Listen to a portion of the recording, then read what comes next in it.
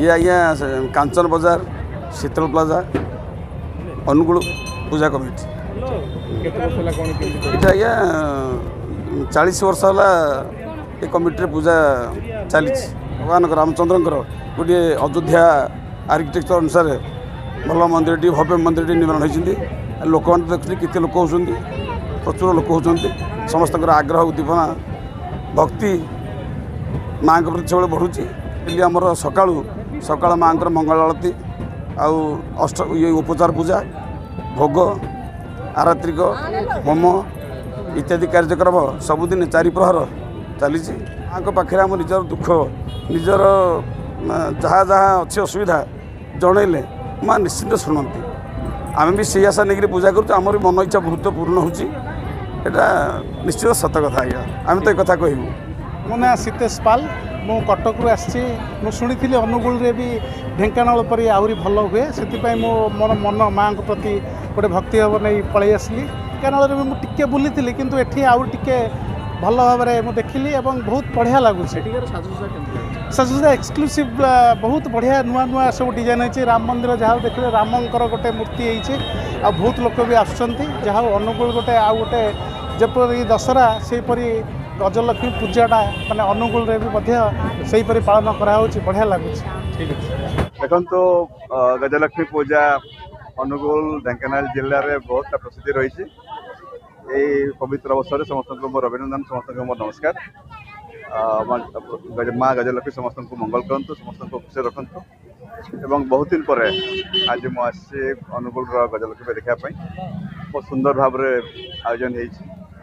हो पूजा सांगे बहुत मेला पड़ी तेणु लोक मैंने अंचल पूजा सांगे मेलार मजा नौ विभिन्न प्रकार मार्केट जो लोकल शॉप्स अच्छी लोक मान चित्त विनोदन लोक मान गोटे एंटरटेनमेंट सोर्स एवं मुझे देखुली सारा सहर पूरा उत्सव मुखर होती दुकान बजार बहुत भीड़ रोचे नुआ नुआ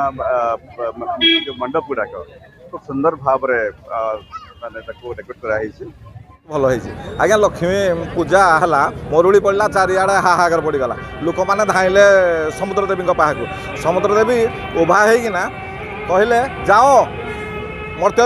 मृण मूर्ति पूजा कर से दिन ठार लोक मैंने मृण मूर्ति पूजा कले शस्य श्यामला धरित्री सबू परिपूर्ण हो गला अन्न वस्त्र लोक सुखी है से दिन लक्ष्मी पूजा पालन करा जाए ये आज्ञा कांचन बजार शीतल प्लाजा अनुगुल पूजा कमिटी ये आज्ञा 40 वर्ष है ये कमिटी पूजा चली भगवान रामचंद्र गोटे अयोध्या आर्किटेक्चर अनुसार भल मंदिर भव्य मंदिर निर्माण होती लोक मैंने देखते कितने लोक होती प्रचुर लोक होती समस्त आग्रह उद्दीपना भक्ति माँ के प्रति सब बढ़ुची इसलिए आमर सका माँ मंगल आरती आउ अष्ट ये उपचार पूजा भोग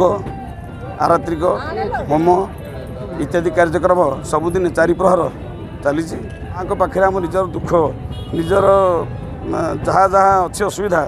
जनइले माँ निश्चिंत शुणती आम भी से आशा नहीं पूजा कर मन इच्छा बहुत पूर्ण होटा निश्चित सत कथा आज्ञा आम तो एक कथा कहूँ मो ना सीतेश पाल मु कटक शुणी अनुगुल भी ढेंकानाल पर आहरी भल हुए से मोर मन माँ प्रति गोटे भक्ति भाव नहीं पलि आसली ढेंकानाल में मुझे बुली किंतु एठी आउ टिके भल भाव में देखिली और बहुत बढ़िया लगुच साजसज्जा एक्सक्लूसिव बहुत बढ़िया नुआ नुआ सब डिजाइन होती राम मंदिर जहाँ देखिए रामंकर गोटे मूर्ति होती आ बहुत लोक भी आसुँच जहाँ अनुगुल गोटे आउ गोटे जपरी दशहरा सेपरी गजलक्ष्मी पूजाटा माने अनुगुल रे भी से पालन कराऊँ बढ़िया लगुच ठीक है देखो गजलक्ष्मी पूजा अनुगुल ढेंकानाल जिले में बहुत प्रसिद्धि रही पवित्र अवसर समस्त मोर अभिनंदन समस्त मोर नमस्कार माँ गजलक्ष्मी समस्त को मंगल करूँ समस्त को खुशी रखु एवं बहुत दिन पर आज मुझे अनुगुल गजलक्ष्मी देखापी बहुत सुंदर भाव आयोजन हो पूजा सांगे बहुत मेला पड़ी तेणु लोक मैंने अंचल पूजा सांगे मेलार मजा नौ विभिन्न प्रकार मार्केट जो लोकल शॉप्स अच्छी लोक मान चित्त विनोदन लोक मान गोटे एंटरटेनमेंट सोर्स एवं ମୁଁ ଦେଖୁଥିଲି ସାରା ସହର ପୁରା ଉତ୍ସବମୁଖର ହେଇଛି ଏବଂ ଦୋକାନ ବଜାର ବହୁତ ଭିଡ଼ ରହୁଛି ଏବଂ ନୂଆ ନୂଆ ଯେଉଁ ମଣ୍ଡପ ଗୁଡ଼ାକ ଖୁବ ସୁନ୍ଦର ଭାବରେ ମାନେ ତାକୁ ଡେକୋରେଟ୍ କରାହେଇଛି। ଭଲ ହେଇଛି ଆଜ୍ଞା। ଲକ୍ଷ୍ମୀ ପୂଜା ହେଲା, ମରୁଡ଼ି ପଡ଼ିଲା, ଚାରିଆଡ଼େ ହାହାକାର ପଡ଼ିଗଲା, ଲୋକମାନେ ଧାଇଁଲେ ସମୁଦ୍ର ଦେବୀଙ୍କ ପାଖକୁ। ସମୁଦ୍ର ଦେବୀ ଉଭା ହେଇକିନା କହିଲେ ଯାଅ ମର୍ତ୍ତ୍ୟରେ ମୃଣ୍ମୟୀ ମୂର୍ତ୍ତି ପୂଜା କର। ସେଇଦିନ ଠାରୁ ଲୋକମାନେ ମୃଣ୍ମୟୀ ମୂର୍ତ୍ତି ପୂଜା କଲେ, ଶସ୍ୟ ଶ୍ୟାମଳ ଧରିତ୍ରୀ ସବୁ ପରିପୂର୍ଣ୍ଣ ହୋଇଗଲା,